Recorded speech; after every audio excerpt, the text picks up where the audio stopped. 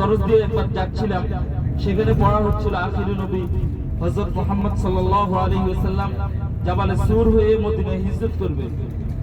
সেই সময় থেকে নিয়ে আমি আপনি শেষ নবী, আমাদের নবী, বিশ্ব জাহানের নবী, আপনার চেহারা মোবারকটুকু দেখার জন্য এই গুহায় অবস্থান করতেছিলাম। শেষ পর্যন্ত আজকে যখন আপনি এখানে আগমন করলেন, আমি কোনো দিক দিয়ে বের হতে পারছিলাম না। আপনার বন্ধুকে দংশন করে আপনার চেহারা মোবারকটুকু দেখার সৌভাগ্য হয়েছে আমার, এই জন্য আমাকে ক্ষমা করবেন। আর আমিও জানি আপনার থুতু মোবারক যদি আমার বিষ দুনিয়ার সমস্ত বিষের মধ্যে ঢেলে দেওয়া হয়, সেই বিষ পানিতে পরিণত হতে বেশি সময় লাগবে না। বিছানায় রাসূল সাল্লাল্লাহু আলাইহি ওয়াসাল্লামকে দেখতে পায়নি, পাগল হয়ে গিয়েছিল। কাফেরদের লিডার, মুশরিকদের লিডার আবু জাহেল সে ঘোষণা দিয়েছিল যে হুজুর সাল্লাল্লাহু আলাইহি ওয়াসাল্লামের মাথা মোবারক নিয়ে আনতে পারবে তাকে 100 উটনি দেওয়া হবে। সেই লোভ লালসায় আরবের যত বিচক্ষণ যত দলগুলো ছিল, তারা বিভিন্ন জায়গায় ছড়িয়ে পড়েছিল হুজুর সাল্লাল্লাহু আলাইহি ওয়াসাল্লামকে খোঁজার জন্য।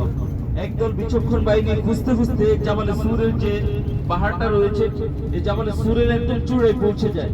চূড়ায় পৌঁছে গুহার পাশে গিয়ে বলতেছে যে এই গুহার মধ্যেই রয়েছে। আরেক দল বলতেছে এখানে থাকার কোনো অবকাশ নাই, কবুতর বাসা বুনে ডিম পেড়েছিল আর মাকড়সার জাল বুনেছিল সমস্ত গুহার মুখে।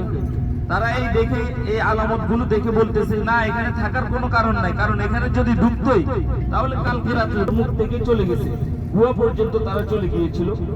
এদিক দিয়ে আবু বকর সিদ্দিক রাদিয়াল্লাহু তাআলা আনহু সাল্লাল্লাহু আলাইহি ওয়াসাল্লামকে বলেছিল, হুজুর এবার বুঝি ধরা পড়ে গেছি।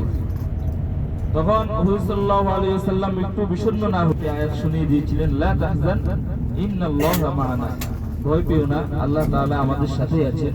আমরা তুমি যদিও দেখতেছো আমরা এখানে দুইজন না। হুজুর সাল্লাল্লাহু আলাইহি ওয়াসাল্লাম